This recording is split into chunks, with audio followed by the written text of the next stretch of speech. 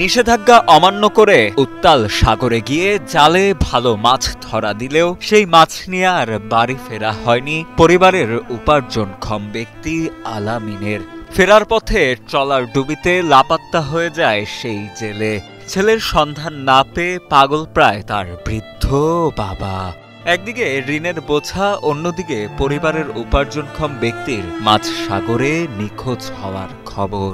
সব মিলিয়ে অভাবের সংসারে নেমে এসেছে শোকের ছায়া।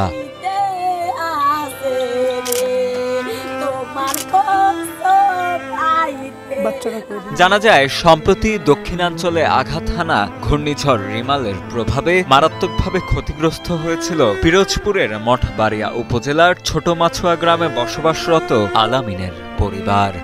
সেই ক্ষতি পুষিয়ে নিতে গেল ২৩ জুন চলমান সরকারি নিষেধাজ্ঞা অমান্য করে স্থানীয় ট্রলার মালিক নজরুল ইসলামের সাথে মাছ ধরতে সাগরে গিয়েছিলেন পরিবারের উপার্জনক্ষম ছেলে আলামিন। আমার কথা না, ওই 10,000 টাকা দিয়েছে, নাহলে টাকা ফেরত দেওয়া।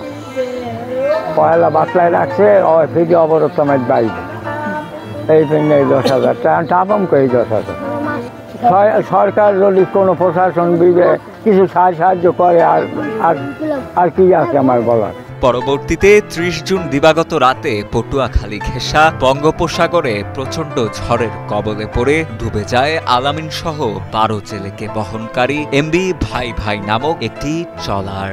এতে ট্রলার মালিক সহ ৭ জনকে জীবিত উদ্ধার করতে পারলেও এখনো খোঁজ মেলেনি আলামিন সহ সেই ট্রলারে থাকা ৫ জেলের।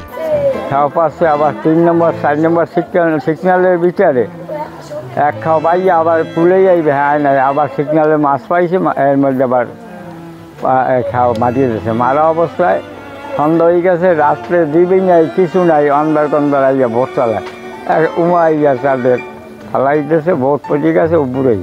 এর আগেও গত বছর সাগরে ডুবে মারা গিয়েছিল আলামিনের ভাই নূর ইসলাম। তার ঘরেও 2টি সন্তান রয়েছে। পরিবার নিহত নূর ইসলামের মৃতদেহটি পেলেও এখনো পর্যন্ত কোনো হদিস মেলেনি নিখোঁজ আলামিনের। বর্তমানে নিজের বৃদ্ধা স্ত্রী, 2 পুত্রবধূ ও 4 নাতি নাতনিকে নিয়ে মাথায় আকাশ ভেঙে পড়ার অবস্থা আলামিনের বৃদ্ধ বাবা আকবর শাহ। আর একটা ছিল ওই সাগরে দুর্ঘটনায় মারা গেছে, একটা ছেলে একটা মেয়ে আর পরিবার। একই গ্রামের ৫ জেলের নিখোঁজ হওয়ার খবরে শোকের আবহ বিরাজ করছে পুরো গ্রাম জুড়ে।